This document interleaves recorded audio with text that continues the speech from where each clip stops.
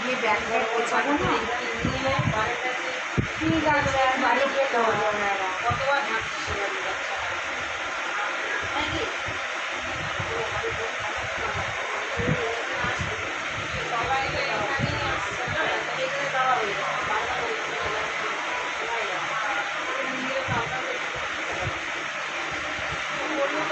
Friend দেখো আমার বান্ধবীর বাড়ি লোকনাথ পুজো, তোমরা দেখে লাইক শেয়ার সাবস্ক্রাইব করো।